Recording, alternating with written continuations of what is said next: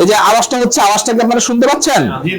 এই আওয়াজটা যে শুনতে পাচ্ছেন, এটা হলো যে এটা অ্যাক্টিভ, ওকে, মেশিন রান হয়ে গেছে। আচ্ছা আচ্ছা, আপনি তো সব সময় দেখি যে দামি মেশিন দিয়ে কাজ করেন, এইটা জি, এটা কি অবস্থা? এটা ভাই কোটি টাকার মেশিন। আচ্ছা আচ্ছা, ভিডিওতে দেখান এক পিস বাংলাদেশে নাই, যদি দেখাইতে পারেন মেশিনটা দিয়ে দেব আপনাদের। কম দামি মেশিন দিয়ে কাজ আমার কাছে নাই, যারা কাজ করে তারা বুঝবে। আপনি একটা জিনিসের দাম 1 কোটি, সেটা যদি 10 লাখ টাকা দিয়ে কাজ করে কি হবে সেটা কাস্টমাররা খুঁজে বের করবে। আমি কারো রিজিকের মধ্যে গুতা দেব না, আমার এটা পছন্দ না। আচ্ছা আচ্ছা। তো অনেক কাস্টমার আসতে চায় ভাই, আপনারা কি সবারই ভিডিও করেন? না না না, আমরা বিল করার সময় বলে দিই ভিডিও করব কি করব না। যদি বলে না বিলে লেখা দিই, কোনোদিনও করা হবে না, বিলই লেখা দেওয়া ভাই। কারণ আমরা বিল চেক করে করে কাজ করি। কোন ধরনের কাস্টমার বেশি আছে? আমাদের সবচেয়ে বেশি কাস্টমার মহিলা, 100টা কাস্টমারের মধ্যে 99টা লোক মহিলা।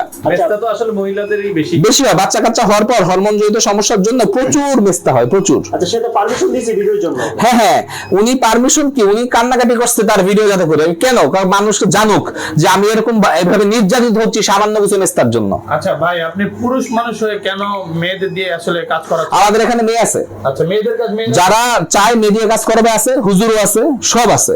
কারণ আমাদের এখানে স্বাস্থ্য সেবা, স্বাস্থ্য নিয়ে কাজ, সেবামূলক প্রতিষ্ঠান। এই সেবামূলক প্রতিষ্ঠানে যে যেভাবে চায় সেভাবে সার্ভিস দেওয়া। যারা পর্দা করে তারা কি আসতে পারে? পর্দাশীল মহিলাদের জন্য পুরুষ থাকবে না। কিন্তু দেখা গেল কি জানেন, পর্দাশীল হলেও দেখা গেল আইসা আমাকেই খুঁজে। কারণ আমার হাতের একটা মাপ বা আমার একটা ভ্যালু, চেহারার ভ্যালু মানুষ আসলে ট্রাস্ট করতে হবে। তো দেখা গেল যে আমি জাপান ফেরত ডিগ্রিধারী একজনকে নিয়ে আসলাম, কিন্তু আইসা সবাই সাইদুর রহমানকে খুঁজে। সাইদুর রহমান ভুইয়া সাইদুর ট্যাটু থেকে অনেক কষ্টে এই ট্যাটু থেকে বাইরে দিচ্ছি। সাইদুর রহমান ভুইয়া সাইদুর ভাই মানে চিনে, এই হারাম নামটা আমি আমার সাথে রাখতে যাচ্ছি না। মানে এসিও হয়ে গেছে সাইদুর ট্যাটু, এর জন্য একটু ঝামেলা, কিন্তু খুব শীঘ্রই এটা সাইদুর ভাই, সাইদুর লেখলি আপনারা পেয়ে যাবেন ইনশাআল্লাহ। সাইদুর ভাই লিখলে আসবে? হ্যাঁ ইনশাআল্লাহ। ট্যাটু লিখলে আসে ভাই?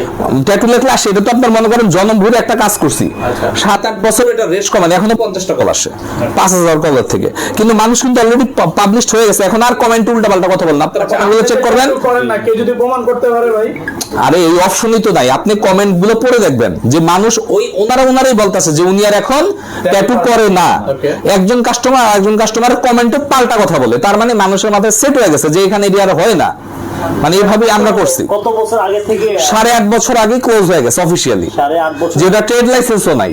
আমি ট্রেড লাইসেন্সটা ছিঁড়ে ফেলাইছি। আমার ট্রেড লাইসেন্স দরকার কি ওটা? জীবনে কি কোনো সময় করবেন ট্যাটু?